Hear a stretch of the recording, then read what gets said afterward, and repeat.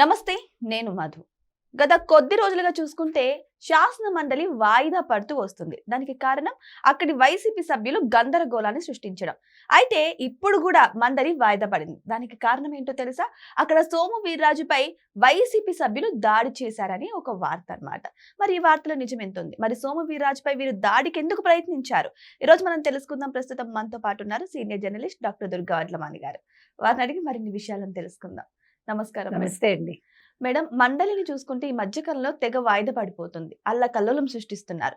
సరే, ఈసారన్నా జరుగుతుంది అని అనుకుంటే మళ్ళీ వైసీపీ సభ్యులు వచ్చి దాడులకు కూడా ప్రయత్నిస్తున్నారు. సోము వీర్రాజుపై దాడి చేస్తున్నట్టు వార్తలు వస్తున్నాయి. మరి నిజం ఎంత ఉంది మేడం అందులో? నిజంగానే చేశారండి. చైర్మన్ మీద కోపాన్ని వైసీపీ ఎమ్మెల్సీలు సోము వీర్రాజు మీద చూపించారు. ఏదో అసలు సంబంధం లేకుండా అత్త మీద కోపం అద్దత మీద చూపించినట్టు. అంటే వీళ్ళు ఎలాగా ఇక్కడ శాసనసభకి రావట్లేదు జగన్మోహన్ రెడ్డి కానీ మిగిలిన 10 మంది ఎమ్మెల్యేలు కానీ.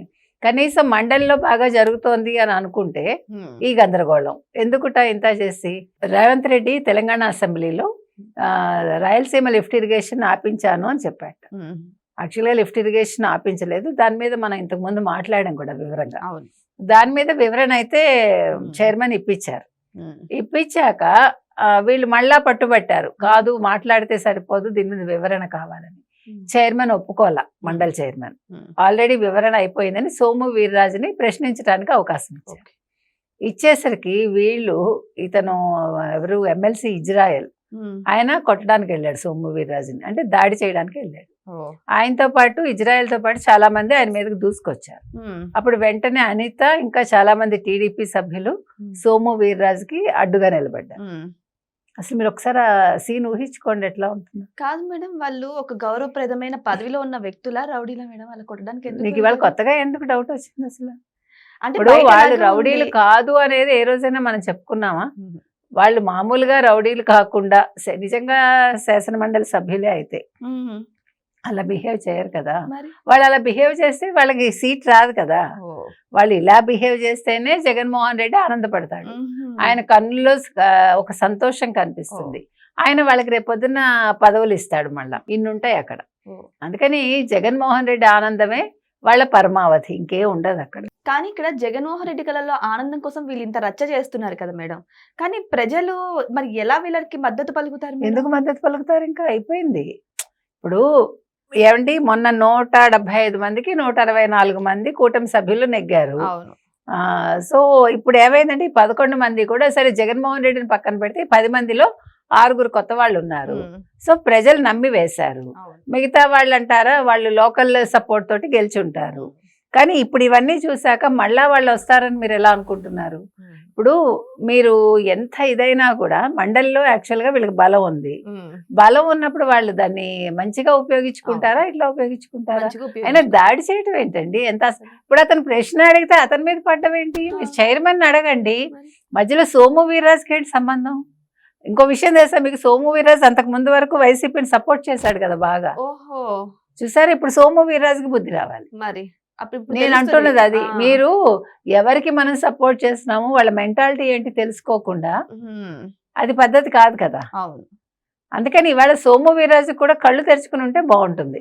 అంటే వైసీపీ ఎలా ఉంటుంది, జగన్మోహన్ రెడ్డి మనస్తత్వం ఏంటి, ఎమ్మెల్సీలు ఎలా ఉన్నారు, అంటే వీళ్ళు మండలిలో ఈ రకంగా ప్రవర్తిస్తున్నారంటే అక్కడ జగన్మోహన్ రెడ్డి వీడియో చూస్తున్నాడు. వీళ్ళు ఈ రకంగా మండలిలో ప్రవర్తిస్తున్నారంటే అక్కడ జగన్మోహన్ రెడ్డి టీవీలో చూస్తున్నాడు అనమాట.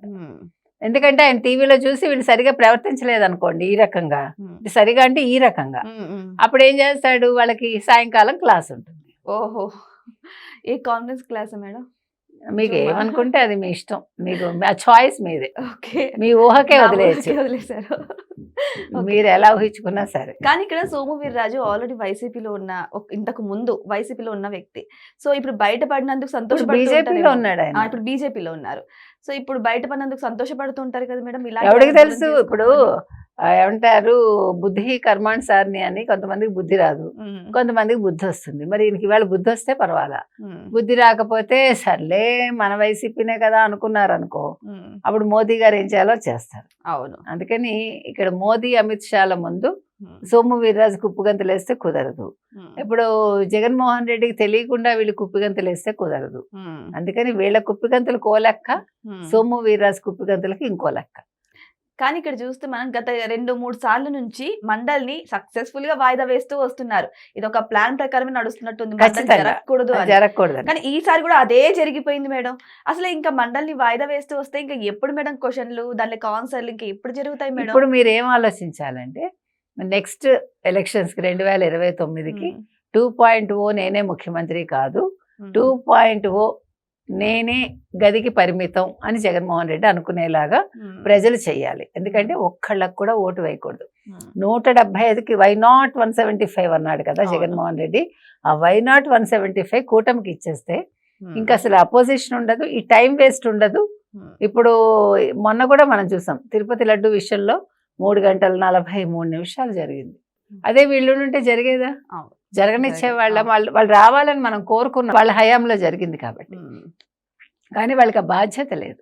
అందుకని వాళ్ళ బాధ్యత లేని వ్యక్తులకి అపోజిషన్ లో కూడా కూర్చోబెట్టకండి, వాళ్ళని అసలు ఎమ్మెల్యేలుగా గెలిపించకండి అని మనం ప్రజలకు చెప్తున్నాం. ఇప్పుడు ప్రజలు ఇవన్నీ చూస్తున్నారు కాబట్టి వాళ్ళకి అవగాహన రావాలి. కాదు ఇంకా మేము క్యాస్ట్ క్రీడు ఇంకేదో మతం అది ఇది అనుకున్నారు అనుకోండి, రాష్ట్రం అధోగతి పాలే.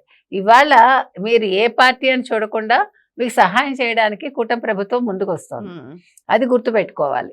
ఇప్పుడు మీరు పార్టీ ఏ పార్టీలో ఉన్నా తప్పు లేదు, అదేమి ఎవరి వ్యక్తిగతం వాళ్ళది. కానీ మూఢంగా ఉండకూడదు. మనం ఏది కూడా ఇదే కరెక్ట్ అని అనుకోకూడదు. అక్కడ సందర్భాన్ని బట్టి ఎవరు కరెక్ట్ ఎవరు కాదు అనేది తెలుసుకోవాలి.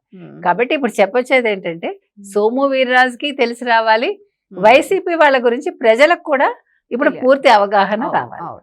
సో ఏదేమైనా సరే మండలిని ఈ రకంగా 2-3 సార్ల నుంచి ఇప్పుడు 4వ సారి అనుకుంటా వాయిదా కూడా వేయడం. సో ఈ విధంగా వాయిదాలు వేయడం ఇటువైపు చూస్తే వైసీపీ సభ్యులకు భవ్యం కాదని అనిపిస్తుంది. మరి ఇదొక ప్లాన్ ప్రకారంగానే జరుగుతున్నట్టు అనిపిస్తుంది. మరి వచ్చే మండలి సమావేశాలకైనా కనీసం చర్చలు జరుగుతాయా లేదా అనేది కూడా వెయిట్ చేసి చూద్దాం. మళ్ళీ అప్పుడు కూడా ఇలాగే ప్లాన్ ప్రకారం మండలిని వాయిదా వేయడానికి ప్లాన్లు వేస్తారనేది కూడా వెయిట్ చేసి చూద్దాం. Thank you so much. Thank you.